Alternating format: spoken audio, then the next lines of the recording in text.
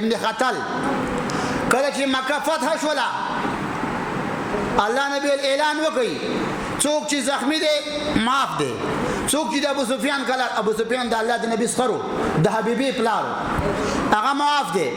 څوک چې وته دي هغه معاف دي څوک چې په حرم کې هغه معاف دي نو دي کفار خود ته ویل تاسو خو بار ورشي دا څه قصه ده مکه فتح شو